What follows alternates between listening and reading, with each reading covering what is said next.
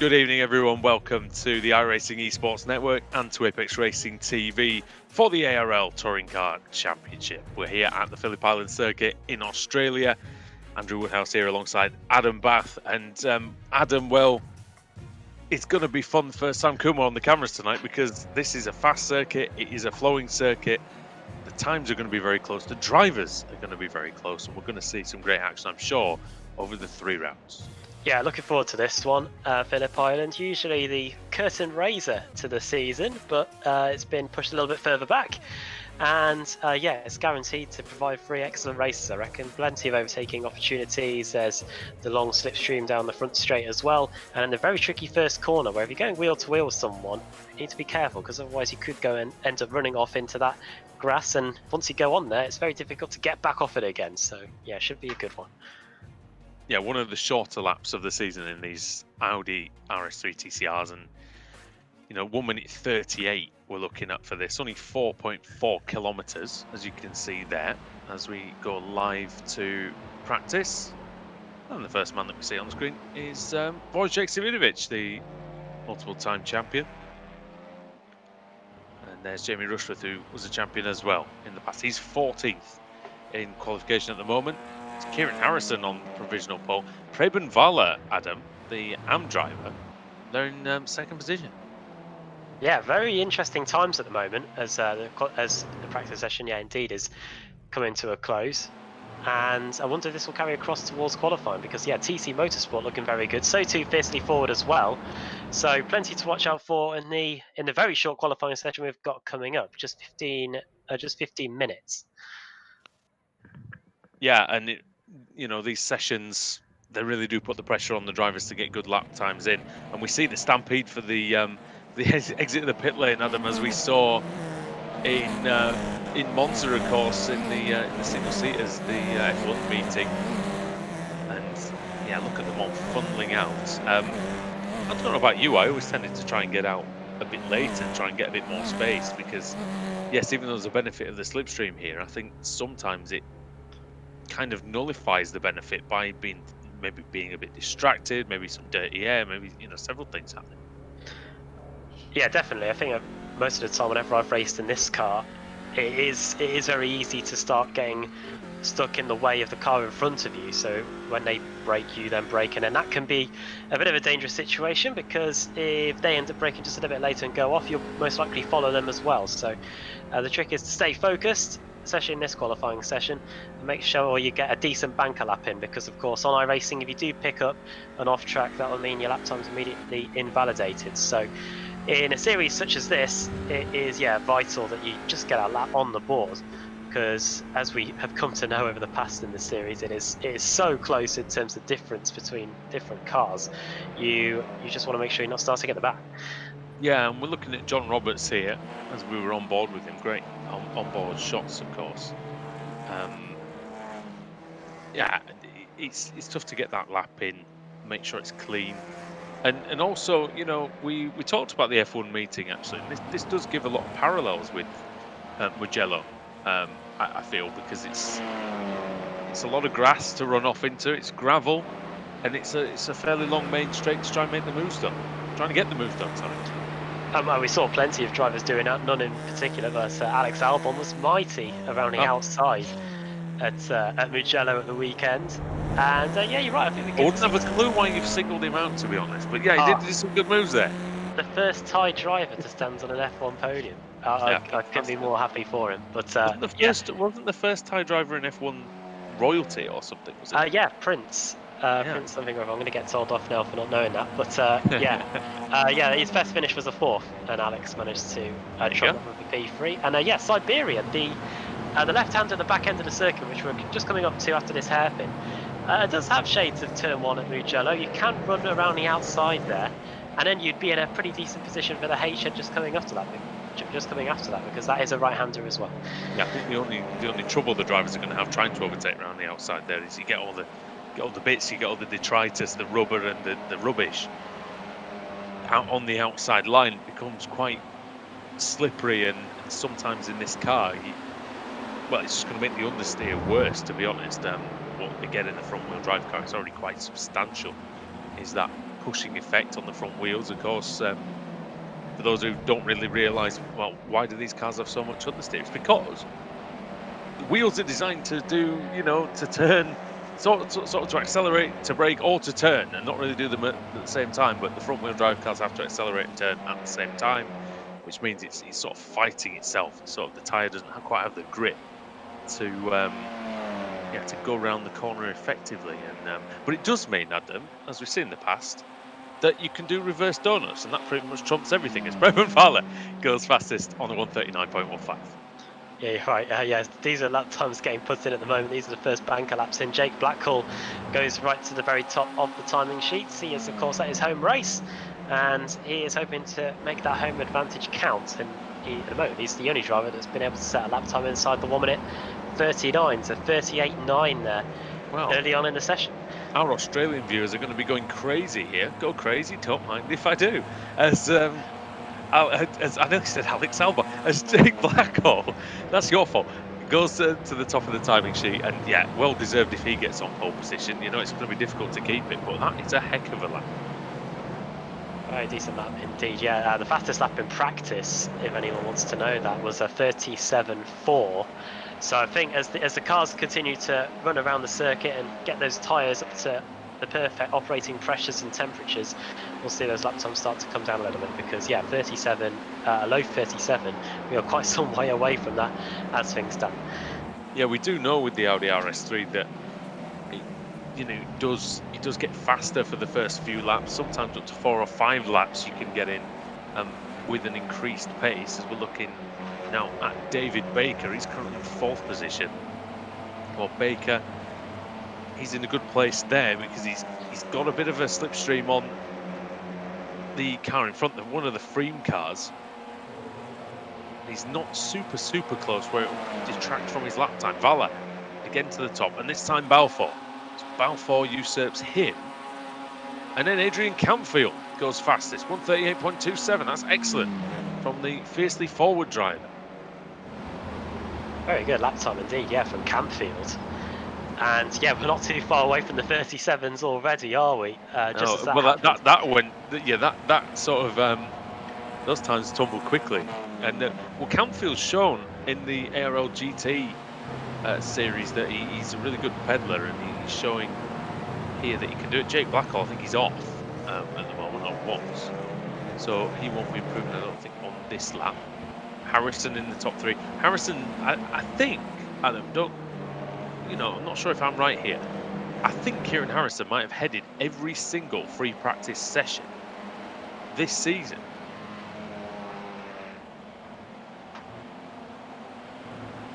So Campfield, yeah, has done very well, but yeah, I think he might be being removed from the session a little bit further forward. But yeah, he is top. He has been top of the standings, so at least that's a moment in the sun for him here. Well, there you go. Might be the only one he gets. He might be eclipsed very soon. Yeah, but yeah, the field are about to complete a whole load more laps. It's one massive train, isn't it, here around Phillip Island? Here we are looking at Kieran Harrison in P3, just a tenth of a second away from Campfield. Interestingly enough, it's a Pro-Am driver currently on provisional pole. That's what the blue indicator means. Harrison over the line, and he does a 38.001, so we're so close to getting into the 37s already. And I think a third of the session's just gone. Campfield improves on his best, and Jack Sedgwick with the pro license up into P3 there with a 38.1. Yeah, it's a good lap from Sedgwick. You can see in the matte, black IDC car.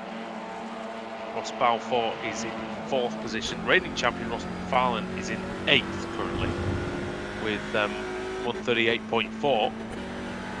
Good lap time in itself. This is Jack Sedgwick then. He's hard on the brakes into the Honda hairpin. Takes a bit of a wider line, trying to maximise the exit as best he can.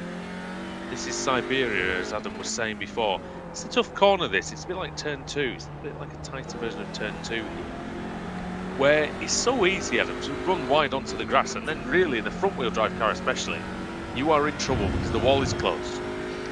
This wall is close, and also because of course it's 2-wheel drive. If you have one of the wheels on the grass and having much less grip, it's much more difficult to get the car back on the circuit again. And sometimes you might just see a few cars skating straight on if they end up putting a few wheels into the dirt on the exit of that right-hander. So you've got to make sure that you obey the track limits here, because otherwise you will certainly know about it. There's plenty of grass and gravel if you use too much of the curbs and go over and beyond that. And Just onto the over. Yeah, well, yeah, precisely. And we're still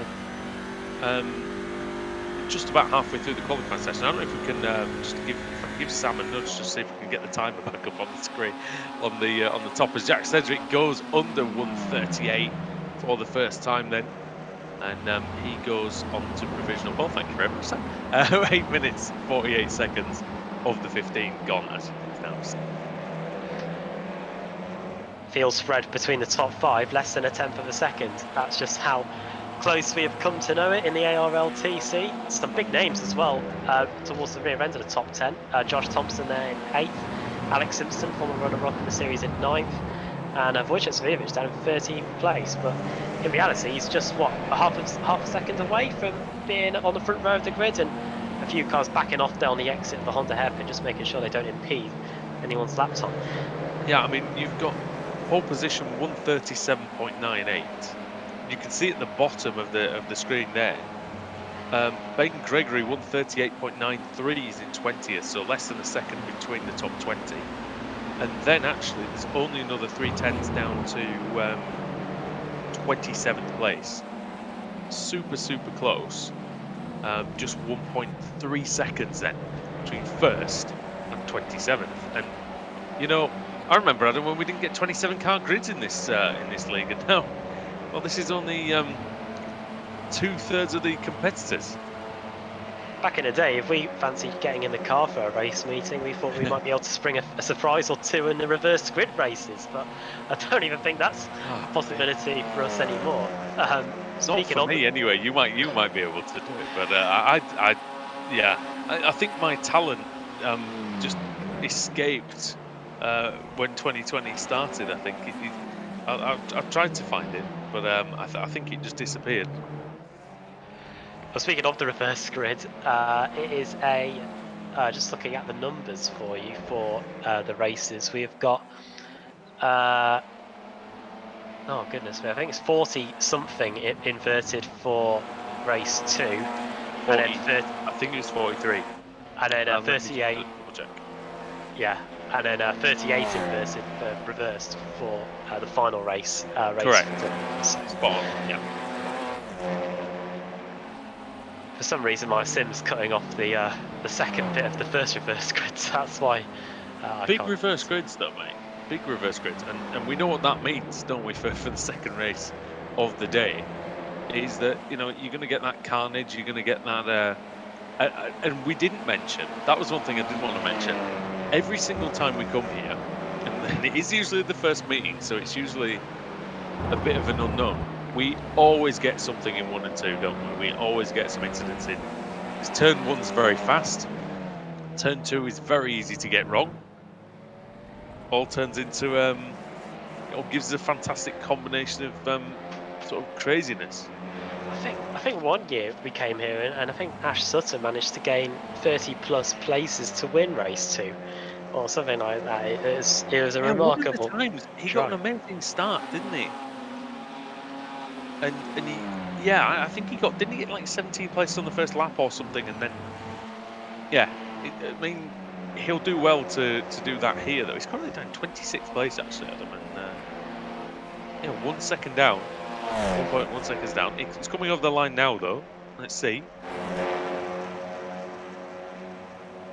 1:44. It might have been an outlap. Just comes to my mind now. It's the video we usually tend to bring out around this time of year when we go to the Sim Expo, just for the laughs. But of course, who could forget Alex Smolensky's J-turn back here in 2015 or 2016, I think it was, when we came here in the Pro Series. That was just coming out of the Honda hairpin, I believe. I still can't believe my eyes every time I watch it. Every time I watch it, it just gets better and better, to be honest, doesn't it? Terrible J-turn. And I tell you, we did that Kia race a while ago. He managed to hit me off twice. I couldn't believe it. And he did 2 races. But Baker I, really comes yeah, anyway. I think I was getting a bit too good for them because I was on course to do well, and then I got absolutely uh, basically eliminated from the proceedings of a couple of laps to go. Eliminated, I Eliminated, yeah. suppose. Where I was Ma- thinking I boosted, yeah. I was just going to say Matthew Turnbull's up to 4th place now, so he's doing a good job in for Pure Sims OBP,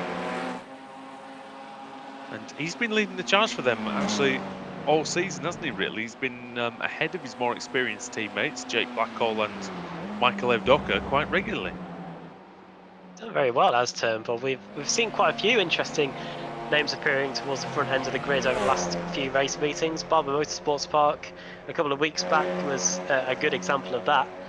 And yeah, that looks set to continue here. Just looking here at Adam Hadfield. Turnbull does lead the championship as well. It's worth pointing that out by 7 points coming into this race meeting. So not only is he outshining his teammates, he's outshining everyone else. Just over 30 seconds to go then in the qualifying session, and then the checker flag will come out. In this series, I believe you cannot finish your lap if the moment the checker flag falls. That's right, and that's why I think a few of them are just backing off now because they know they can't make it. You've got someone in 35th place. I think Baron Glover, he's coming around the final corner. Oh, I thought he might have been trying to get the lap in the last 20 seconds. But by now, Adam, as well, the tyres have gone off, haven't they? And they don't quite have the bite that they did. And when you go out for this single run in qualifying. That's new. The pit lane siren there I heard as Oh, Baron yeah. Glover came into the pits. They've got that one on the game now at the Nürburgring, you know, that really loud one that we were always going on about when we were there. Deafening. Yeah, might have to hear that in a couple of weeks. Jack says here's the grid then for the first race of the day, and it is Jack Sedgwick on the pole. Second is Kieran Harrison, just 21 thousandths of a second between them. Then it's Pure Sims Esports Ross McFarlane in third, just nearly 200ths behind. Then Matt Turnbull, Adrian Campfield, Jake Blackhall, Ross Balfour, the top 7 separated by less than a tenth. And Ash Sutton 8th, Dave Baker 9th, and Michael Evdoka completing the top 10. 11th on the grid is Josh Thompson, Alex Simpson there in 12th. 13th place for Adam Hadfield. Then we've got Pete Newman, Oscar Mangan, and then Wojciech Savidovic, Simon Trendle, Jamie Rushworth, Dennis Neidhart, and Previn Valor completing the top 20. 21st, Jason Stehny, then Ben Gregory, Mark Johnston in 23rd place on the grid. 24th for Darius Neidhart, and then Lee Berridge, Marius Brewer, then John Roberts, Craig Williams, Toby Ward, Mads Borger, then Nathan Davis, Scott Malcolm in 32nd place. 33rd, Jamie Wilson, and Austin Foster, Baron Glover, who we saw nearly setting a lap time there in P35. And then Paolo Bremer, the Italian, 37th. Joachim Gulbranson, Damien Harris, Norbert Leitner, Marcel Fritsch, Rob Sutherland, Mark Woodhouse there in 42nd. 43rd for Eric Mickey, then Adam Hedgecock, Kip Stevens, Fraser Smith in 46th place. And that is it. So we've got a bit of time to spare as well. So that's how the field is lining up on the 23-row grid. And we're going to get set for the first of 3 races. We are. And, well, as the sun beats down in Australia, in the Victoria area, we're now going to see the drivers fighting to beat each other, especially into turn 1. So we're going to get 5 red lights above the drivers then.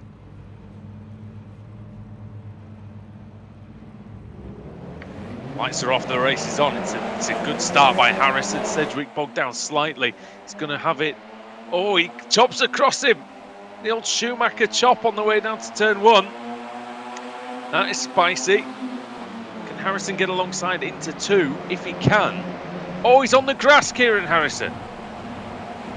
So, and he's lost 2 places then to the Pure Sims cars, the esports car, and then McFarlane takes the lead, Adam, from Sedgwick. Oh, what a brilliant start for Ross McFarlane. Started on the 2nd row of the grid, and he's already managed to leapfrog the guys starting 1 and 2. And he leads, going through the flat-out left-hander. Now we've got to slam on the brakes. This is where things could get pretty interesting if they're not too careful. Up the inside goes Jack Sedgwick. He wants the lead back. He is, but McFarlane has the run on the outside.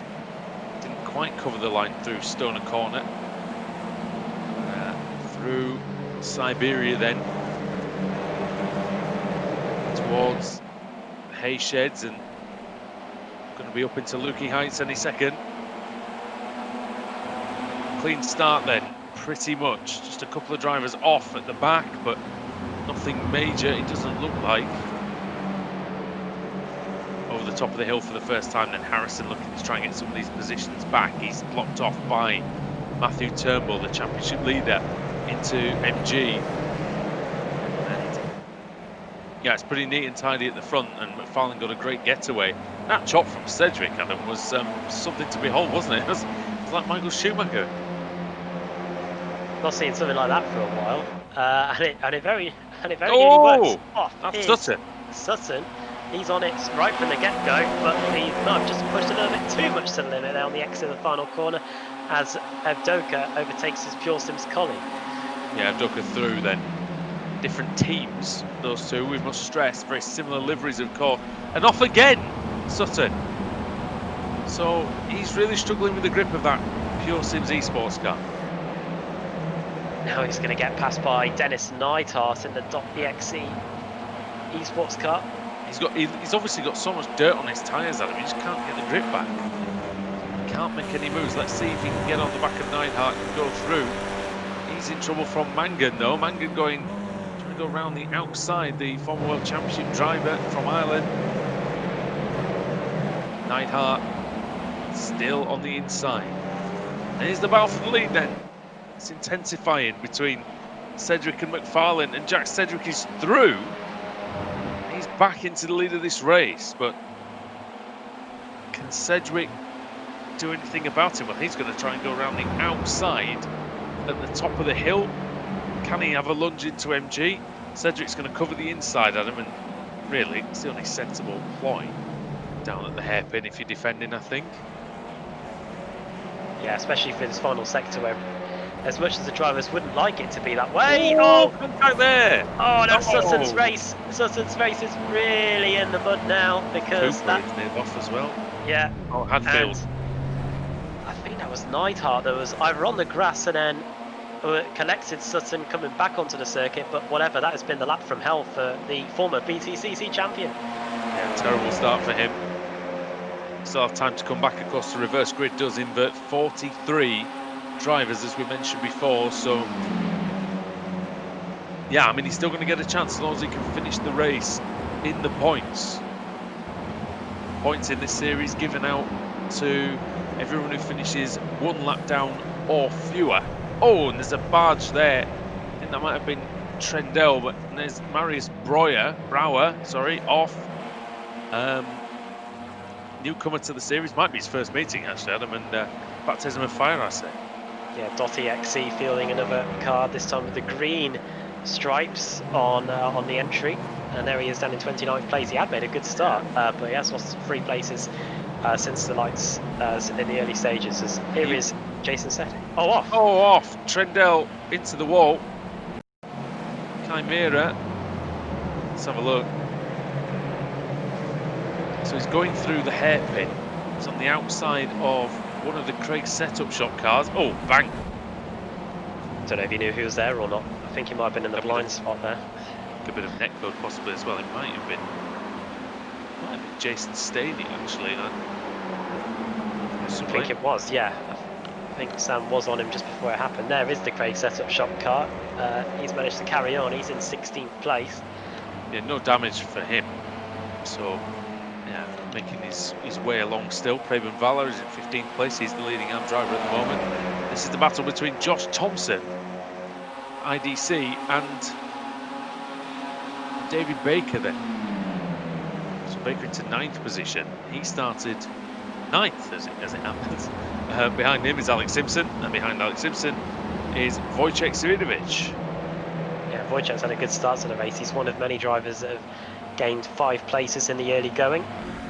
We always say whenever we cover this series is that he's won this title many times, and he'll be eager to try and get it back. It's the first time in a while where he hasn't been the reigning champion. Going to get grief for not knowing the amount of times. again. But no, it's yeah, six-time champion Wojciech Svidovic, and well, he'll be hoping for a 7th one.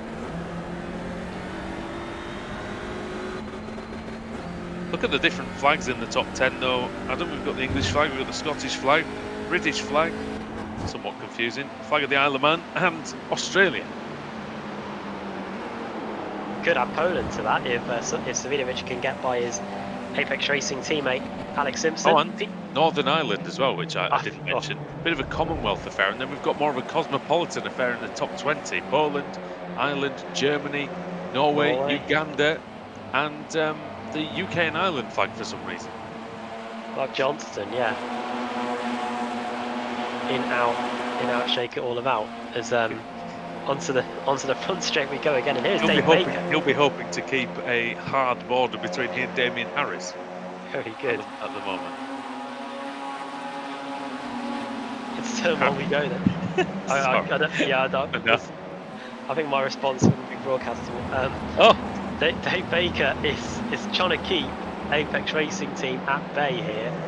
He's got Alex Simpson right behind him, and of course Alex has got his teammate Wojciech Svidovic acting shotgun as well. Baker with the purple mirrors, or blue mirrors I think, from that, hard to tell, going through the Stoner Bend. Baker, I think, yeah, the dark blue.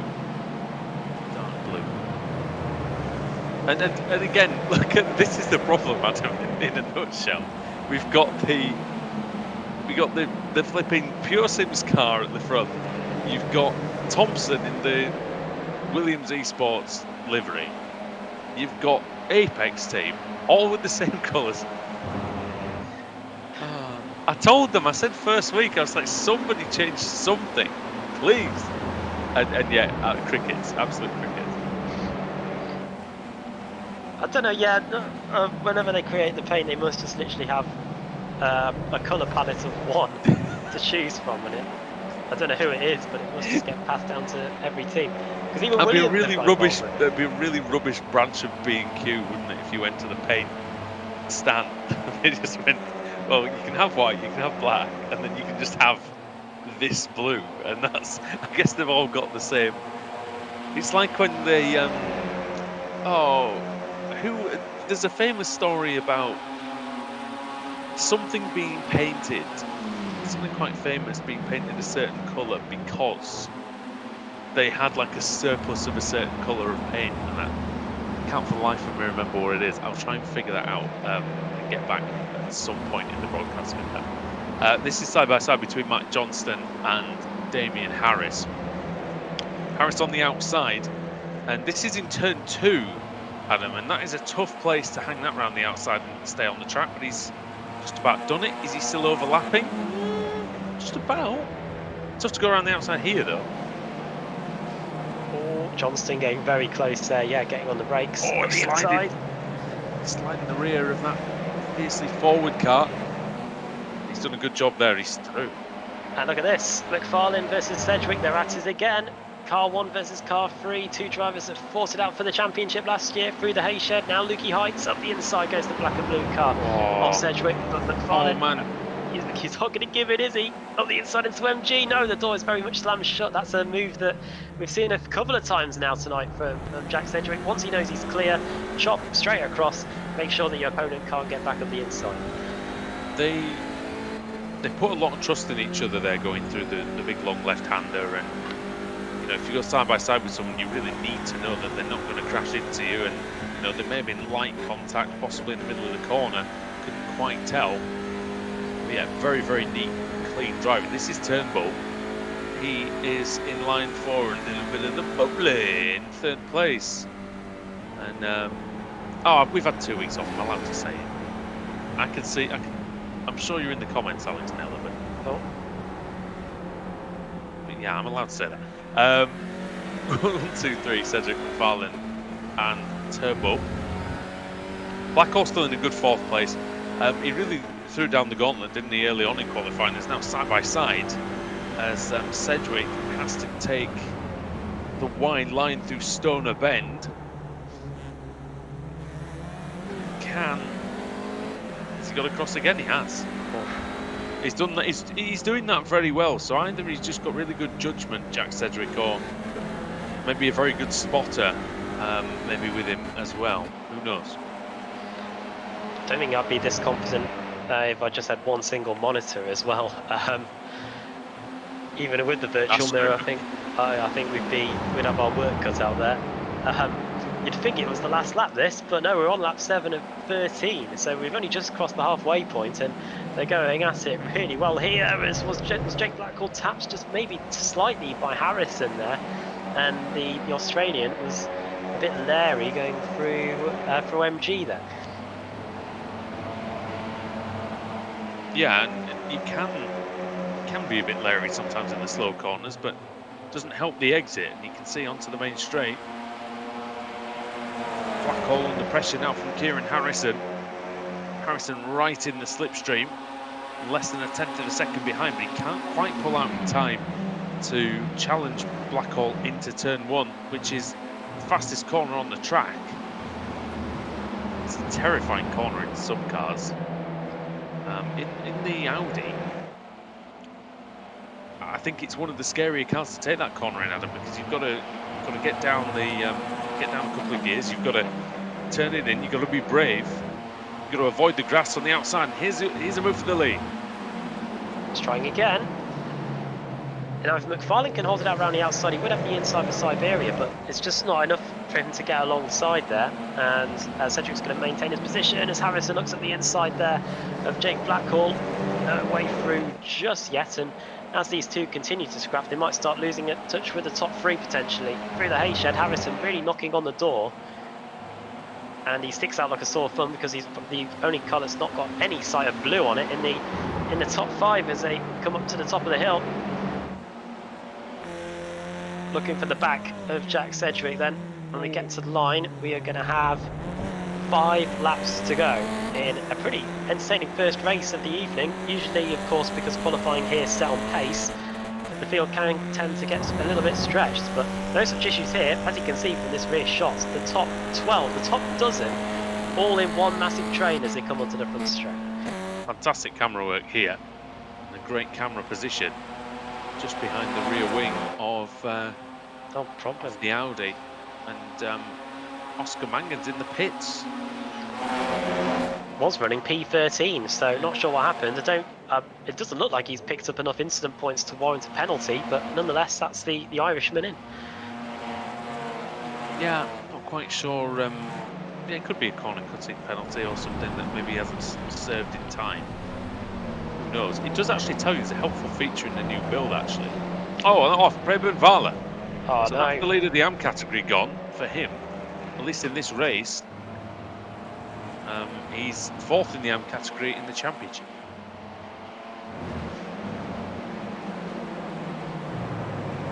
But yeah, it's gone as that now. Completely gone. But yeah, it's Gregory here in 15th place. He's currently the leading AM driver. Doing a really good job, actually, Ben Gregory. And he has done all season. He's really knuckled down. 10th in the standings at the moment overall, Adam, in the championship. He's having a very good season so far. Here is Darius Neidhart versus Mark Johnston. Over the top of the hill, up the inside goes a Hesketh racing car. It's as tight as that right-hander is, it's remarkably tough if you're on the inside to make it stick. But Johnston's going to try. This time it's going to go around the outside of the penultimate corner. Shades of Mugello going on here. Watch out for Mads Borger as well. He's right on the back of these two as well. He might try and fancy his chances around the outside too as they make contact at one of the corners where you really do not want to do that as they come over the line. Probably about 130 miles an hour nearly is the speed that they were going maybe when the contact was made. Now they're doing well over that as they fly into turn 1. Good commitment shown by Mark Johnston. You wouldn't expect anything less from the Northern Irishman, but there we go. Into P19. Back with this lot, this is on the fringes of the top 10. 3 wide. Thompson! Oh, just Thompson on the inside, and there's Alex Simpson possibly onto the grass. No, it's not. I think it might have been Oh, and off! Savidovic onto the grass. That's off for Blackhawk. Oh no, well the Aussie was running up in 4th place at just a couple of laps to go, and now he's down to 11th. Yeah, we'll be disappointed with that, but there's still a few laps to try and get back on this pack. Still ahead of Wojciech. Oh, and off also. That's John Oh. Roberts. That's the boosted car in the gravel at Siberia. Something amazing's happened. I've just remembered what I was going to say earlier, and there's a helpful feature in the new build of iRacing where it actually now tells you how long you have to serve the slowdown penalty. So it come up and say give back 1.8 seconds within the next 40 seconds or something. And that's very good, because before it was a bit of guesswork, too much guesswork for my liking, as McFarlane pushing hard then on the back of Jack Sedgwick's car, trying his best, trying to work an opening, trying to prise that door open, but can he walk through it is the question. Top 4 now. Ross Balfour has just dropped back a little bit. There's a car off behind them. I'm not sure who that was. I think that might have been Pete Newman, but nonetheless, on the inside goes Ross McFarlane, going for the race lead with 2.5 laps to go. And he has just about done it, but is McFarlane going to, Sedgwick, going to throw his nose back up the inside into Siberia? Looks like he will. Oh, he is, and they bang wheel arches through there. Oh, contact again. This could allow Turnbull the chance. Turnbull's got the momentum, Adam. It's going to go around the outside of Sedgwick. It's now the inside. Oh, wow. Centimetres apart.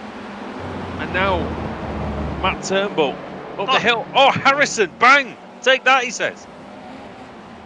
Well, by hook or by crook, I think Jack Sedgwick is desperate to win this one, and Ross McFarlane has been able to regain his composure, and he's right back on the tail of these guys. He's trying to get by Kieran Harrison, but the HM Engineering guy is saying no dice there. I'll tell you what, it doesn't matter how many, I said take that earlier on, doesn't matter how many races we do in this series, everything changes but you in the ARLTC, I think, as over the line we go for Kieran Harrison, as he's got a great slipstream on Turnbull. Now, it'd be interesting if Turnbull versus Sedgwick is as entertaining as McFarlane versus Sedgwick. I wonder if Matt will be able to challenge, as Thompson then up the inside. Oh, Viv Ducker, and that's a big one. He's gone off big time here. He's almost, Adam, ended up on the other side of the track. Now, he's going to have to come back on, I would say, close to where he left the circuit. Otherwise, he may be disqualified here. Oh, and there's a bit of a dip there. That will almost certainly be a penalty. Never mind slowdown. I mean, it will be a massive slowdown at the very least. Yeah. He's serving it now, look, but it's going to take a while, I think.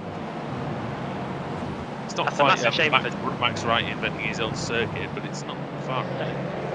Massive shame for Josh that. He is now down in 16th place. Hopefully he gets to keep it, because he was on for a decent haul of points, was running inside the top 10 as well before that contact was made.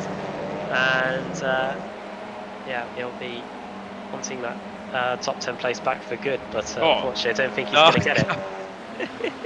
That's damn it. That's Gregory up to 14th place, and Jamie Rushford, though, is trying to deprive him of it. And never forget, Adam, that we've got 43 drivers to be reversed at the end of this one. Right, as things stand, 43 would be Eric Mickey, the independent, currently showing in 43rd. I don't even think he's running at the moment, so I think he might just inherit it by default. So it'll be Lee Berridge then at the moment, won't it? Is that how that works? I'm not actually sure how that works. Now, that's how the reverse grid wheel used to work. But for us, is that if the number that was drawn, if that driver was already out of the race or too many laps down, as this train is getting closer and closer, it's like a Newton's cradle here, as they are getting very, very close together here. See. Oh my goodness, Adam. Hold on to your hats, everyone. Oh my word, it could get rather tasty. Could Harrison win this? I don't know. Yeah, here comes Turnbull then. We're well and truly on the main course here. Ross Balfour might win this. He's 5th place at the moment. If these guys decide that they, for some reason, don't want to see the checkered flag, Cedric leads then. Matthew Turnbull in 2nd. Harrison is up to 3rd ahead of McFarlane, so he's kept that one. Turnbull on the inside. Oh, very close to the MG hairpin. Then I don't think he's going to be able to throw it at the inside here. No, he isn't. Oh, I just give him a nudge though. Got to try that on the last lap, maybe unsettle him a bit. But here comes Jack Sedgwick. He's got a decent exit, I tell you. Turnbull's exit was very good. I don't think he's got enough to the line here, but it will be close, Adam. To the checker flag then. 0.2 of a second in it. Jack Sedgwick, he's led the most laps today. He's managed to keep everyone at bay, and he wins the opening race at Phillip Island in Australia. He relights his fire, his championship defence potentially, or championship charge, I should say, is back on track with that win. Well, yeah, I mean, you know, good patience from Matthew Turnbull as well, in behind, to try and get 2nd place and extend his championship advantage. At the moment, very good indeed by him. Adam's furious. That sound you can hear, ladies and gentlemen, the sound that you can't hear is Adam furiously Googling all of Take That's song to see if he can get any, see if he can come back with anything. I don't think he can. As Ben Gregory was high centered on the curb on the inside there, but a few drivers still just about coming across the line. Paulo Bremer, my goodness, what's going on in there? Paulo Bremer, 39th place. And he's a driver who's sort of been in and out of the championship the last 2 or 3 seasons, hasn't he? In and out, but yeah, a 39th place finish for him would do him the world of good in race 2, as we're about to head to it now. I don't think it's the best day of Jack Sedgwick's life, but for a win in race 1, it is a pretty good job. We can even hear the PA announcers on this Phillip Island track as well now in this new build. Well, Craig Williams is on pole, and he'll get the chance to shine in race 2 as we go very swiftly on to the grid, and it will be on the screen now. Here it is. So it is Craig Williams starting on pole position for race 2. Adam Hedgecock in 2nd, Sutton in 3rd. So that crash at the start of race 1 has come around to help him in terms of the starting position for race 2. Then it's Lee Berridge, Josh Thompson with that late issue, but it has meant he's starting in 5th. Then it's Paulo Bremer, who we were just talking about. Then Austin Foster, Kip Stevens, then Mark Woodhouse, and the top 10 rounded up by Joachim Gulbrandsen. And the top 12 completed by Fraser Smith and Baron Glover. And then after that, the top 20 is completed with John Roberts, who we saw off in the gravel at Siberia. Then Nathan Davis, Oscar Mangan, Norbert Leitner, then Simon Trendle, Scott Malcolm, Marcel Fritsch, and Adam Hadfield. So that's how the top 20 are going to be lining up for race 2. And the rest of the field, the rest of the 40-plus car grid, scrolling through the screen now. Watch out for our winner from race 1, Jack Sedgwick. He's going to be starting in 43rd place. Only 3 cars will be starting behind him, so he's got a lot of work to do if he wants to get further up the field to anywhere near where he was in race 1. Yeah, the race is coming fast and furious in the ARLTCR in 2020. No breaks in the format anymore, apart from a small warm-up before race 3. And you can see the grid cycling through there. You can see Jack Sedgwick is going to be down in 43rd position. And that's going to be a tremendous task for him to get to the front. Now, there is a slightly longer gridding procedure for this race, just to give the drivers a little bit more time to get their stuff together. And yeah, 3 minutes of gridding, so we're going to get another 30 seconds. Who's your money on for this one, Adam? I mean, there's certainly a lot of fast drivers near the front of the grid as well. I'm going to put my money on, I'm going to go for an outside shout here. I might go someone maybe outside the top 10, maybe someone like Oscar Mangan, but I think for the people who want to keep their money or maybe get a little bit back, I'd say Ash Sutton is probably your best bet. He's starting in 3rd place, and he'll be a man on a mission, I reckon, after the disappointment of race 1.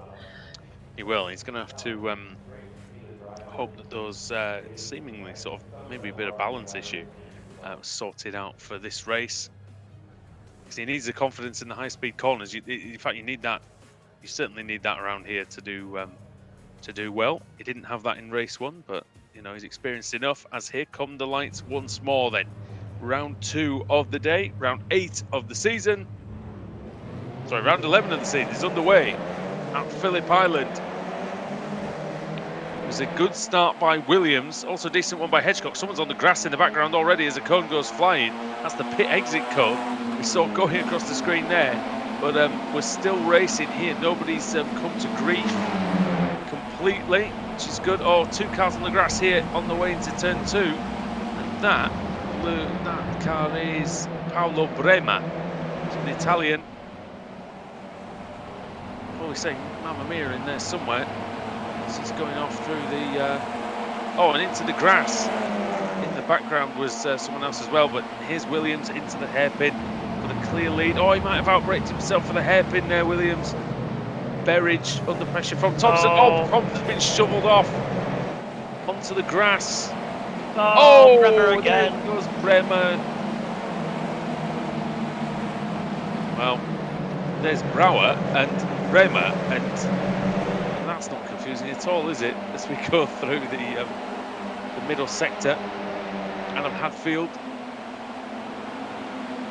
Oh, look at that. Is that Mark Johnston? And Valler, possibly?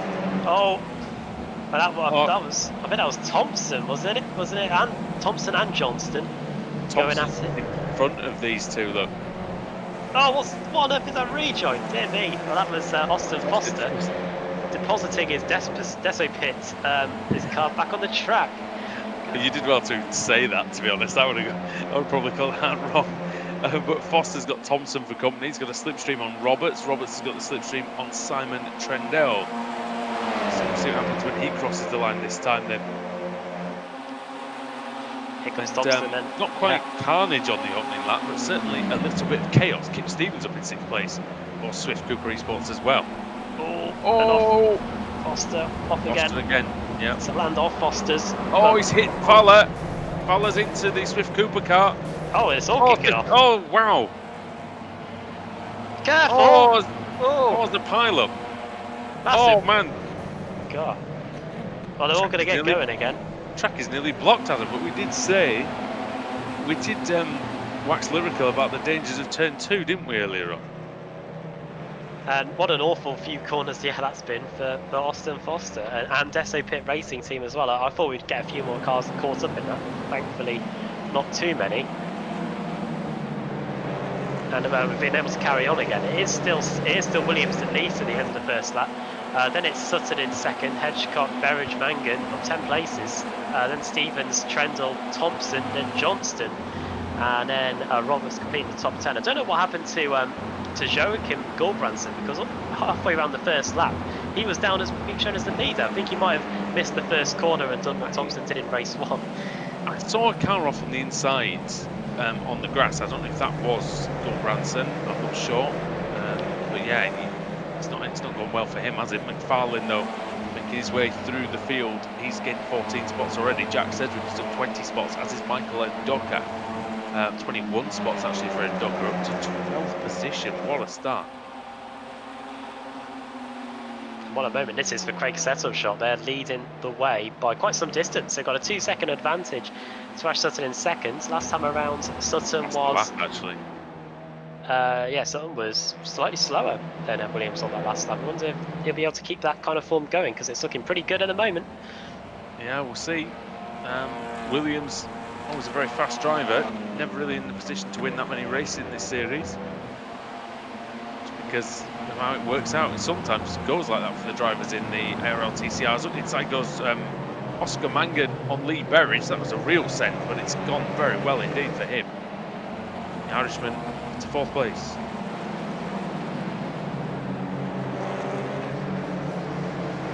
here is Josh Thompson. He's back at it again. He's been able to get by Kip Stevens now, so he is up into 7th place, only 2 places away from where he started after the slightly tardy start that we saw earlier. And just in front of him, Oscar Mangan is trying to line up Ash Sutton for 3rd place. That is a very tasty scrap, that. Oscar Mangan, who we commentated on way back in the day, a couple of years ago in the iRacing Road to Pro, and now here he is in the ARLTC. Yeah, he used to race for the team as well. Mangan looking good here in P4 at the moment. It's Kip Stevens. Mark Johnson's just got through on him, so I wonder if the 2-time champion is going to be able to fight back. Certainly got a good... He's almost too close, isn't he, typically, for an effective slipstream. John Roberts has done just that, but he can't lever his way past. Oh, I thought Valo was looking at the inside of Roberts there. Not quite. Marcel Fritsch goes down to 17th. He's been passed by Jamie Wilson. So Wilson up to 16th place. Alex Simpson's up to 14th place. He started in 36th place, Alan. Great start for Simpson. Always amazed by how many positions those guys at the back can make up in these reverse grid races, but Phillip Island is a track that does lend itself to overtaking, and some of those guys have done fantastically well. Yeah, Cedric up 21 places, Ross Balfour up 21 as well, Michael Adoka up 21, and yeah, Alex Simpson up 23. So brilliant job by all those guys. I did not expect them to see Hadfield. them on the timing tower this early on in the race, as yeah, problems for Hadfield. Hadfield down then to outside of the top 20, then 27th place for him. Craig Williams was 9/10 of a second quicker than Ash Sutton on the previous lap, so Williams doing a good job out front and extending that lead. Always useful. Side by side. Oh, we've had some nonsense going on here. Gregory, and that's Marcel Fritsch for WS Racing Esports. So Fritsch off on the grass. Oh, there's a bit of, I think there might have been a bit of contact between Harris and Glover there behind. Harris is through. And the American Glover.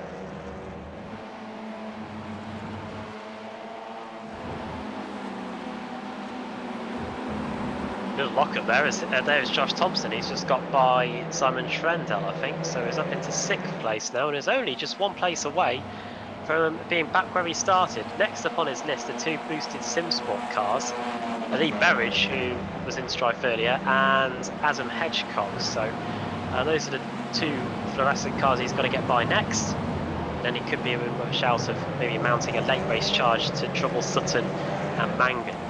Stevens was having a look on Johnston there, didn't quite get alongside into the Honda hairpin. Lee Berridge and Josh Thompson continuing their battle. Simon Trendell's right on this battle as well, and he might get past Berridge, he might be able to sneak up the inside. Now, it will be ultimately a left-hander here, so Trendell will have the advantage in the Chimera car. Oh, will he? Because Berridge has gone deep. Oh, he's gone too deep, Adam. He's in the grass. And it's a long way back from there.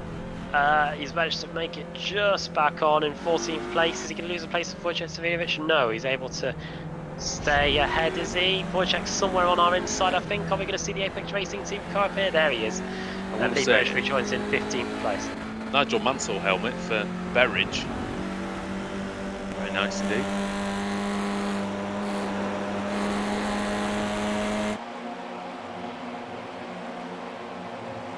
I guess other camera manufacturers are available as Savinovic then continues ahead of Berridge. Evdoka sets the fastest lap, 1:38.3, and he's really on the move, is Michael Evdoka. I think he's just taken Alex Simpson, actually.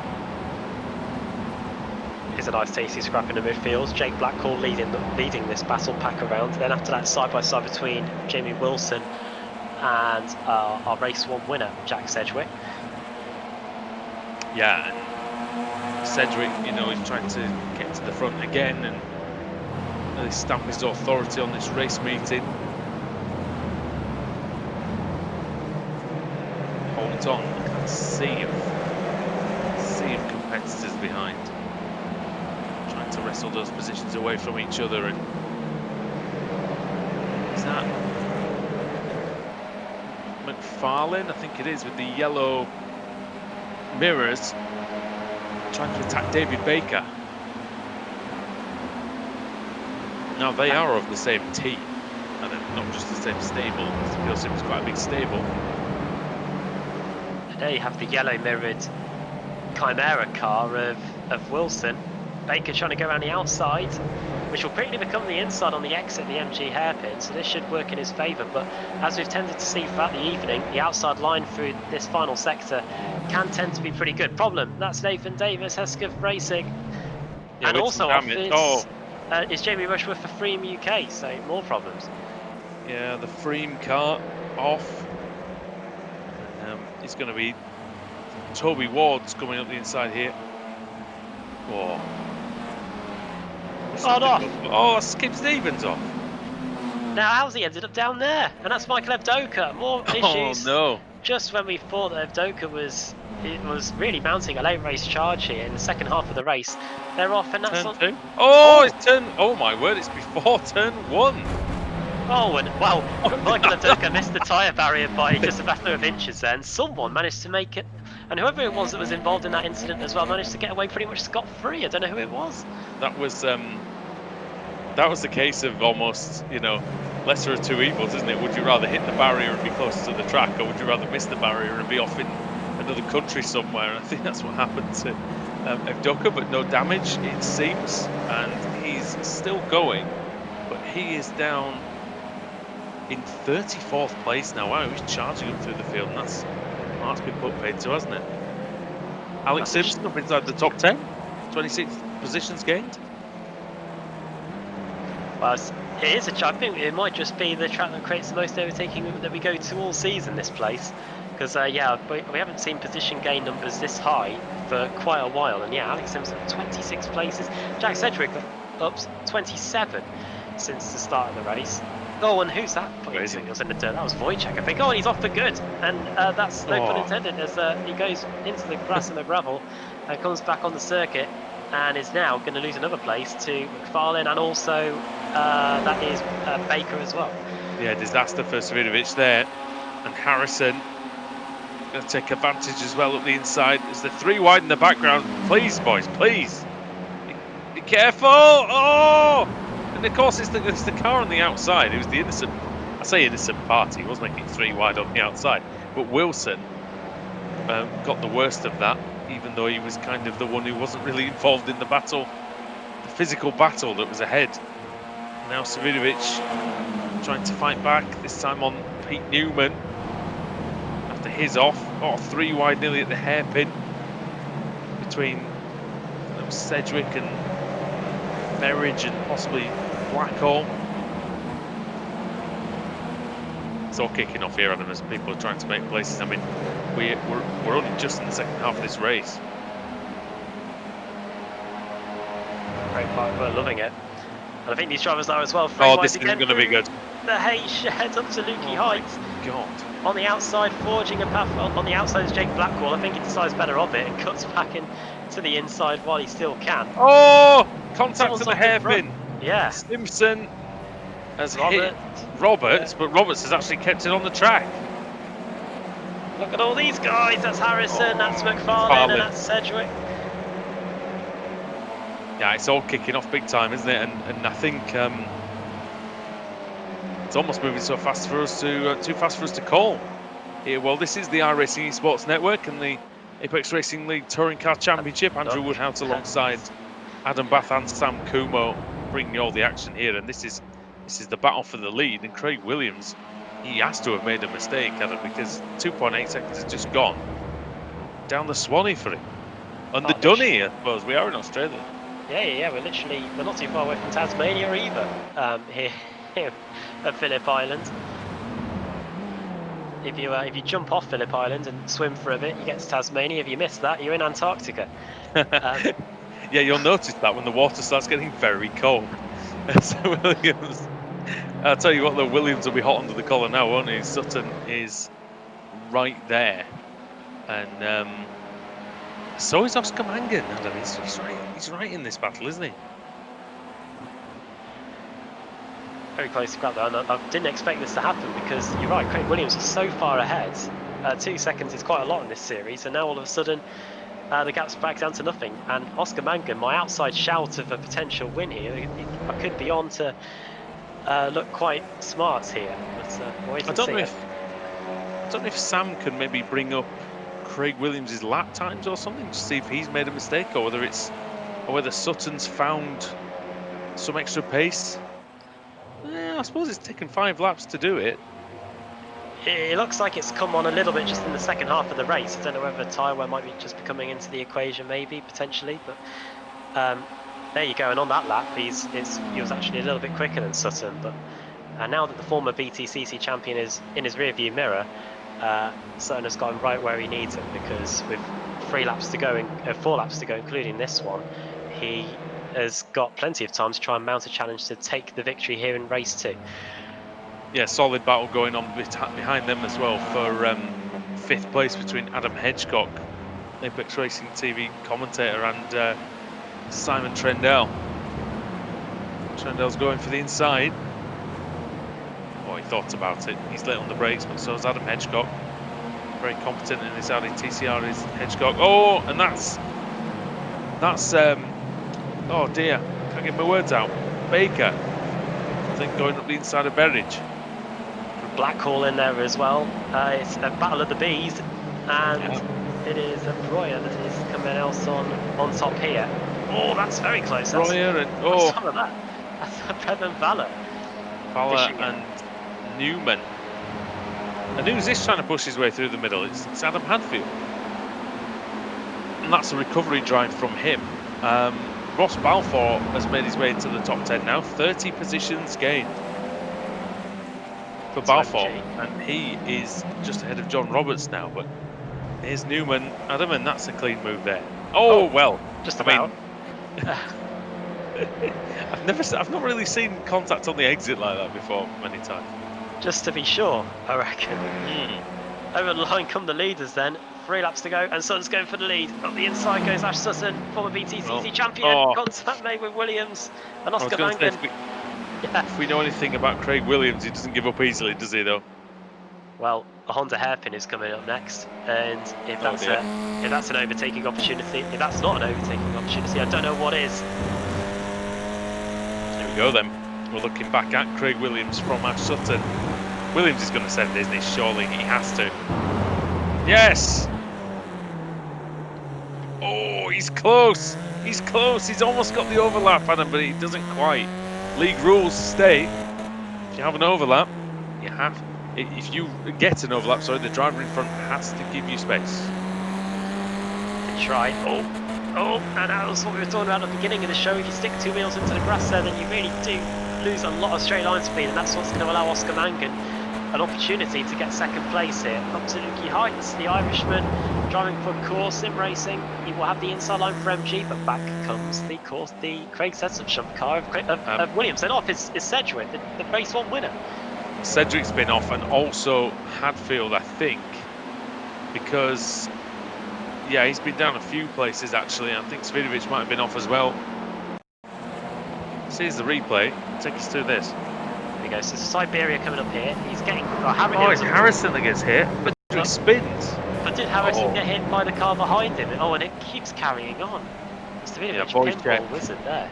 So Sedgwick kind of lost the rear, but then the boosted car, which I assume is Berridge, it is, went on the grass and spins in front of him, comes and hits him into Wojciech Svidovic, and all sorts of nonsense going on there. Berridge in the pits.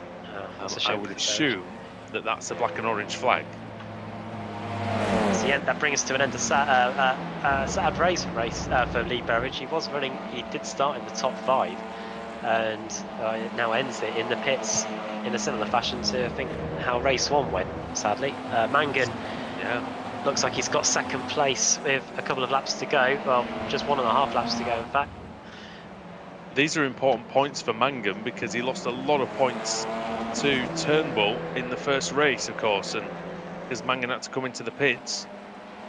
Now he's going to get some of this back. Where is Turnbull? Well, out on the first lap was Turnbull. So maybe the second lap, I think it said. Very, very close together then between Mangan and Craig Williams. Through MG. Good exit by Mangan. Thompson's there, only 1 second behind. So we'll see if Josh can get in this fight. Ross Balfour is up to 8th. He's now passed Alex Simpson. Blackhall and Baker are on the fringes of the top 10 as well with their massive position gains that they've had. Mangan himself is up to 12. He's up 12 places from 15th on the grid. Side by side between Wojciech Svidovic and Jamie Wilson. Wilson's round the outside. Start the final lap then. Former champion versus one of the new teams on the grid for this season. New driver as well. And Jamie Wilson looks like he might get it done. Oh, or is he? Because there goes Wojciech back round the outside. He's managed to brake just a little bit later. And the former champion might just be able to hold on for now as he'll be able to fight for second. It looked like he was maybe a little bit wide, Wodge there, but not quite. Williams trying the outside line at the hairpin, which is always very difficult to do, unless maybe your opponent's got dirt on the tyres or something, or just doesn't line up the exit properly. Neidhart drops down behind Preben Valle. Breuer is ahead of McFarlane now, so it's good for him. Sutton's been off, but not enough to affect this outcome, it doesn't appear, Adam, as they go up the hill for the final time. And, well, I did call it.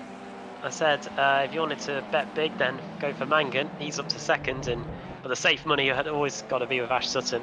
Started third on the grid and didn't look like he was going to be able to get by Williams for quite a while, but then managed to eat into the gap quite significantly during the middle part of the race, and then was able to get by the Craig setup shop car. And here he is. He's going to come through the final corner and take the second race of the day.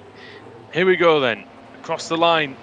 It was a bit of a nightmare first race for Ash Sutton, but it's a dream in race 2 for the 2017 British Touring Car Champion. He comes across the line and takes the win. And look at this out of the final corner. This is going to be very close between Roberts and... Oh, is he going to get mugged by the Pure Sim boys? I think he is. Oh, no. Yeah.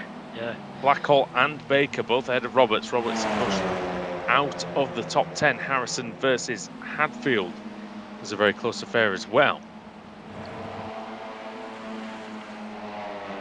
Here is Toby Ward for Free Spires Motorsports, battling away with Kip Stevens, who we saw almost buried in the tyre barrier on the entry into the first corner earlier. And I think Toby Ward is just going to get him 32nd place, which in the grand scheme of things would put him 8th for race 3, because we have 38 cars set to be reversed, and the guy who is going to be sitting on pole position is Nathan Davis, who I think is no stranger to a reverse grid pole before. Here he comes. No. And it says watch this on the back. And we're going to be watching him start the race from pole position in race 3. One comment from the YouTube chat that I might just read out, because I did find it quite amusing. Sindre Setsas, the red banded drivers, the pros, they're the dangerous fast drivers. The blues, the pro-ams, they're the innocent victims. Victims. Yeah, I mean, hey, we know that, don't we? We've been in this league before, and yeah, it does sometimes feel like a two separate sort of fields sometimes. In which case, but yeah, the AM drivers put up a hell of a fight, as they always do. And now we're going to go for a quick break here on the iRacing Esports Network, just a couple of minutes, because there is a warm-up going on before race 3. And here's the results, in fact, before we go for the break. Yeah, so Ash Sutton wins race 2. Oscar Mangan 1 second away, then Craig Williams in P3. Josh Thompson up in 4th. That was a good recovery drive from Thompson, because at one point he was getting pushed left, right and centre, so good job there. Simon Trendle in 5th, then Adam Hedgecock, the highest of the victims, you could say, the highest of the Pro-Ams, in 6th. Then Ross Balfour, Mark Johnston, Alex Simpson in P9 for car 99, and Jake Blackhall completing the top 10. Then it's Dave Baker, John Roberts, Ross McFarlane, Marius Breuer, then Pete Newman, Dennis Neidhart, Preben Valle and Wojciech Svidovic completing the top 1.5 dozen. Jamie Wilson in 19th, then it's Adam Hadfield, then Kieran Harrison, Jack Sedgwick, Darius Neidhart, and then Damien Harris, Mark Woodhouse, Ben Gregory, Scott Malcolm there in 27th, then Jamie Rushworth of Freem UK, Fraser Smith there in 29th, Marcel Fritsch in 30th, Jason Stepney, Toby Ward, Kip Stevens, Michael Avdoka, then Norbert Leitner, Austin Foster, Lee Berridge, Nathan Davis there in 38th place, then Paolo Bremer, Joachim Gulbrandsen, Baron Glover in 41st, then Matt Turnbull, Rob Sutherland, Mads Borger, Adrian Campfield, and Eric Mickey in 46th place. I don't think he took the start, incidentally, for race 2. All right, so now we're going to go for the break. Thanks for the timely nudge there, Sam. But yeah, we're going to go for a couple of minutes before the final race begins, as there is a warm-up going on. So we'll be back on the iRacing Esports Network in just a few minutes' time.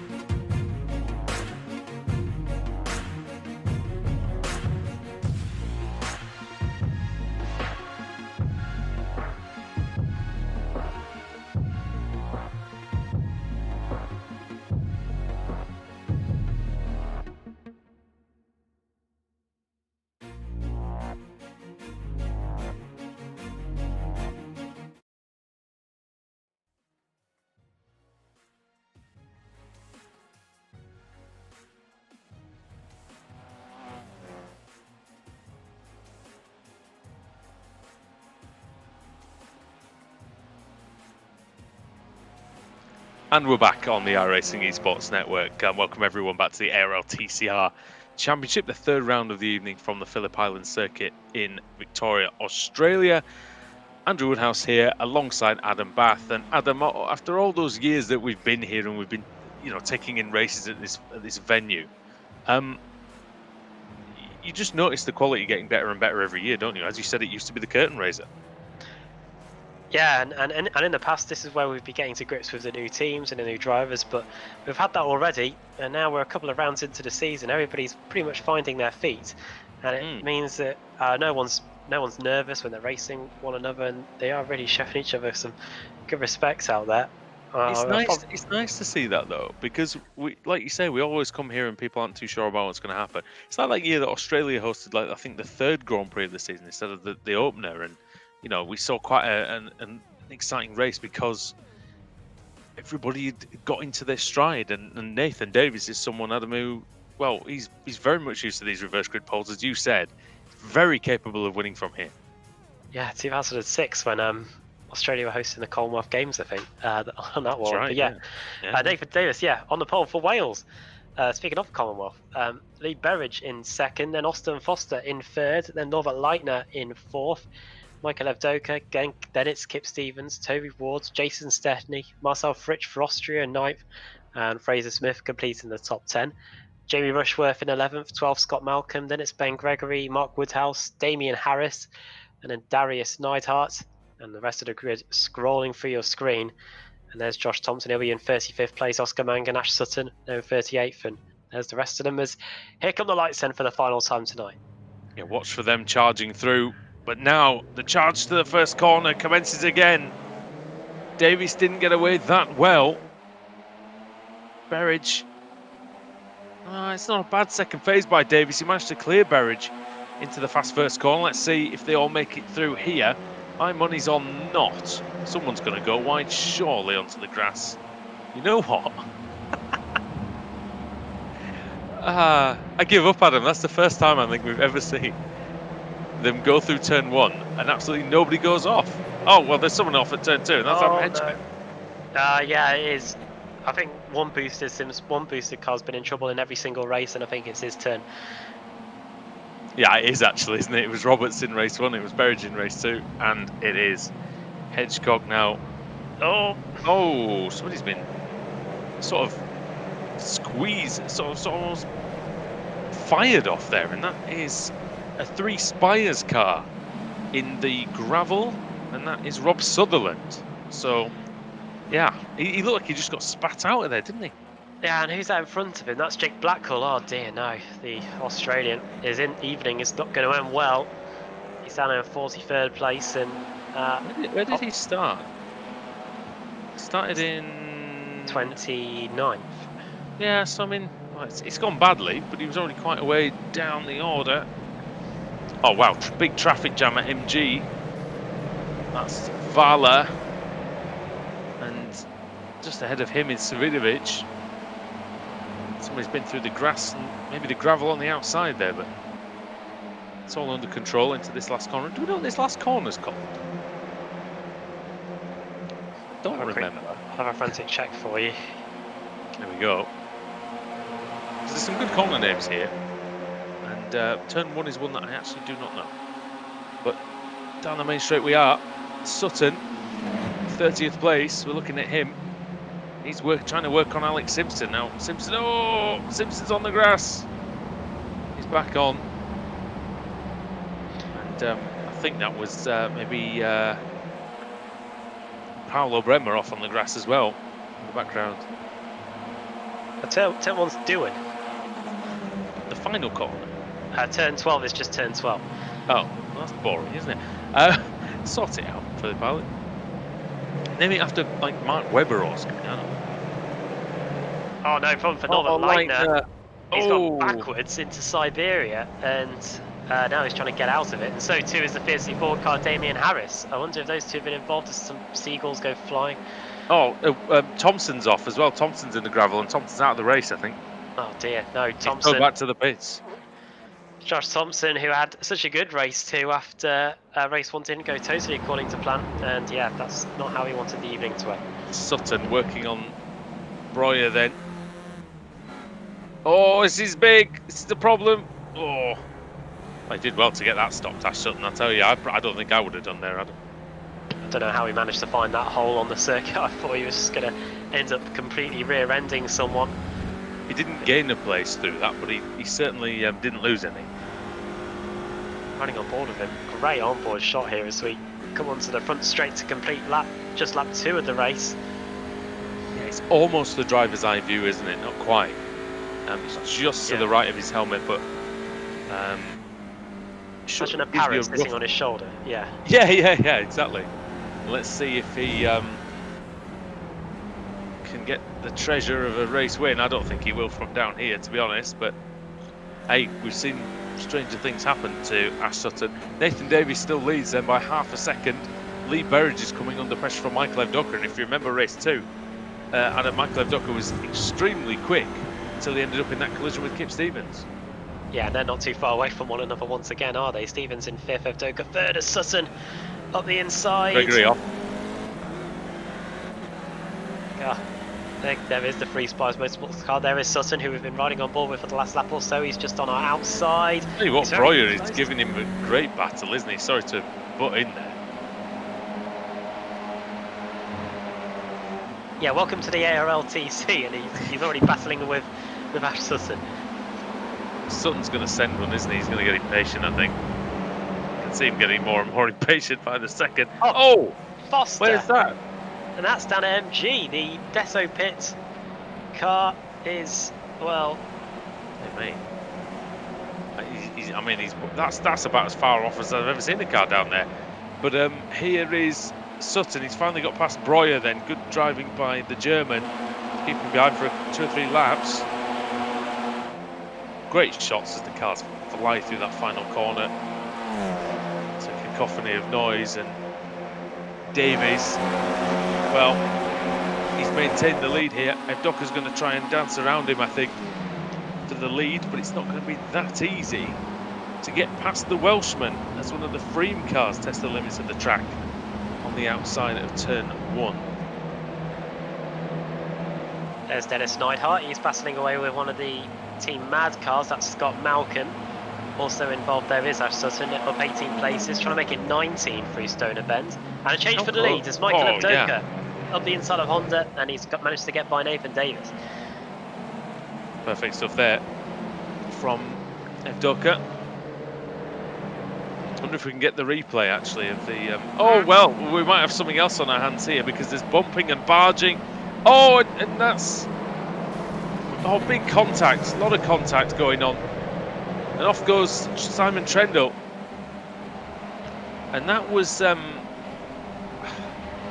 can't quite see who that is. The Pure Sims car. I think it might have been. Was it Baker that was involved in that in the middle of all that? Oh, it's Turnbull. It's Turnbull with the yellow mirrors. It's the championship leader. Well, he might not be now actually because of his DNF in race 2. Actually, it will be quite close with Oscar Mangan at this point. And Baker actually, Baker could be up there, couldn't he? Because Baker and Sedgwick got really good points in both races. Sorry, mate. And don't forget, there's no showdown this year, so drivers can't have that on. Oh yeah. In their minds, thinking that the points could be reset and then they can go again. All these rounds will be vital in terms of making sure they don't lose any touching distance to the cars. Someone's off. Scott Malcolm. Oh wow.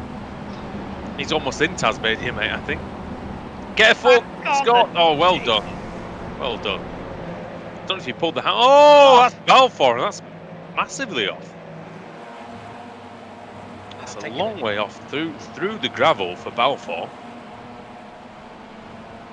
It was interesting to see last weekend actually that video with Roman Grosjean when he was talking about having being showered with gravel after he'd been punted off. Amazed how that car finished the race after that. Yeah, I've no idea. Raikkonen's car as well. It was up in the air at one point. He managed to finish. Absolutely no clue how those two made it to the end, but they did. Sometimes you wonder how some of these cars get to the end in the ARLTCR as the sun is setting beautifully here in Australia. It's a gorgeous setting near the coast. How And did we? How what's on that? earth did we Sorry. get these cars to the end of the Nürburgring 24 hours? Didn't we have about we had about 2 engine changes. No, we had one engine change. We had one Oh. engine change. After to be fair, the first one, well, oh dear, got hit as he came past, didn't he? There, Foster, I think he smashed into the side of him.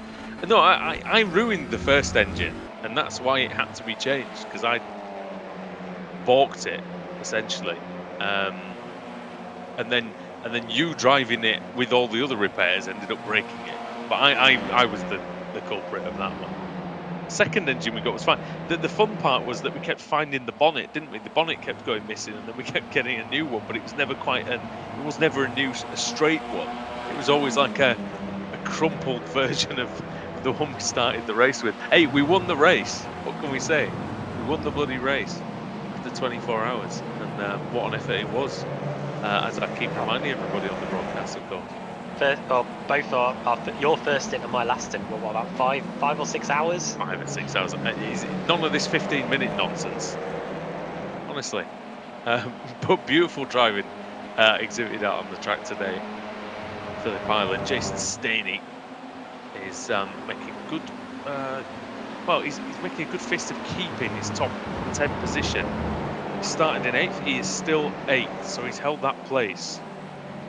Biggest mover in this race, Adam? Any guesses? Ash Sutton. It was 23 places. Yeah.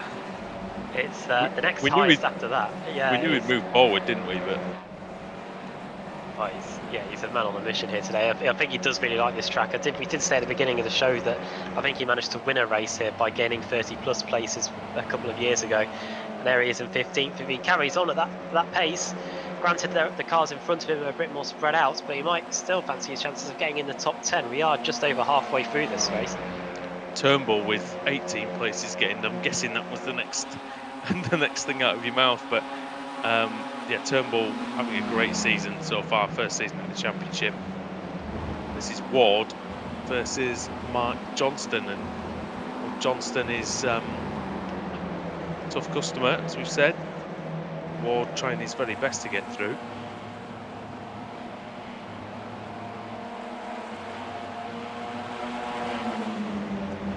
A track like Phillip Island, I think this might be one of the tracks where we have to get the cars that started inside the top 10 to finish there. Has there been something going on at the Honda hairpin? I think it has. Yeah. Oh, and it's kicking off still in the background. That was Hadfield that I think we just saw rejoining. And here are two cars that have been hitting each other. I think it's Ash Sutton who has just got by Dennis Neidhart. And I think Neidhart wasn't too pleased with the way he managed to get by him. You can tell with the body language of the car, he's flashing his lights. The problem is you're too close to him, you won't be able to see your lights. You're right next to him. Oh, he's going for it up the inside now. Is he going to have a go into the hairpin? I feel sure he's going to try and chuck one in here, just by the body language of the car. Thinks about it. Sutton's very late on the brakes, though, isn't he? One of the latest breakers in the history of this series, and possibly in touring cars in real life as well. Very, very good indeed.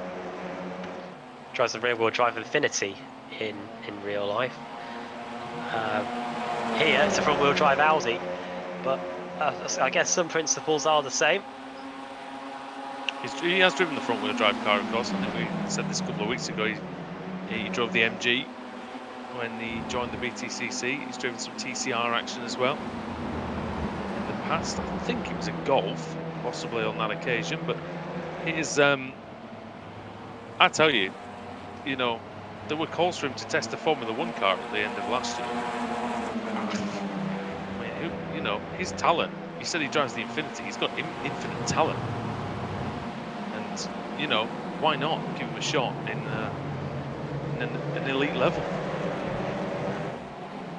Hope so though, yeah. Oh, and someone's off again. Is that Hadfield again at Honda? Yes, it is. The Swift Cooper Esports car reversing, 3-point turn, get going again. And at the front, dear. Blackhall. Change of underwear for Blackhall, possibly then. And here is Jack Sedgwick up into second place. He won race 1. He tried everything he could to make sure he won race 1. And here he is back up into second place at the back end of the evening. And he's 3.5 seconds off Michael Evdoka. Can he catch him in the remaining couple of laps? Evdoka's cleared off, hasn't he? And was very quick earlier on. So it's going to be a very difficult ask for Jack Sedgwick to close that gap. But if anybody can at the moment, it'll be he or it'll be Kieran Harrison. Now, the thing that could be their downfall is if they start fighting hard, which it appears that they might be doing. Sedgwick is currently at the head of this battle, but Kieran Harrison, like I said, the man who's been fastest in pretty much every practice session this season, is trying to best Sedgwick in the race. And if we know anything about Jack Sedgwick, Adam, he's a very, very tough competitor. I mean, the last couple of seasons, could have won a title in both of them. Yeah, I thought by now we wouldn't have to see the number 3 on his car. I'm sure at one point a couple of years ago at Daytona in the final round it looked destined that he would be entering the next season with number 1 on his car, but things just didn't happen in that season finale at Daytona a couple of years back. Here is Nathan Davis. He has got Jamie Rushworth in front of him. I think Rushworth's having his best race of the evening so far here in the Freem UK Cup, and I think he'll be hoping to keep it that way as he tries to hold on to his spot in the top 5. I'll give this for Nathan. This has been a good defence of this, a good defence of that pole position. Considering who he's been up against, to only be down to 6th by this point, I think it is very, very good indeed. And he's currently stymieing the advances of Wojciech Savidovic, who's trying to shimmy his way around the outside at MG, but not quite able to do so. And we're coming up to 4 laps to go then when Evdoka crosses, which he's doing now. Davis top of the Pro-Am table as well. And I think that will stay the same even if Wojciech Savidovic gets by. Here he comes. These two were once teammates. Now side by side behind as well. Craig Williams looking to, sorry, it's Jason Staney, trying to make up some positions. But yeah, you're right, they were, weren't they, in 2017, I believe.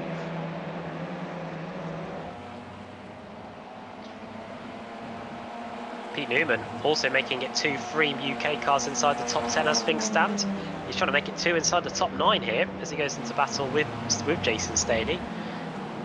Up the inside goes the Craig setup shop car, and he might just have it, but Pete Newman's going to try and hold it out around the outside. Next corner's left-hander at Siberia.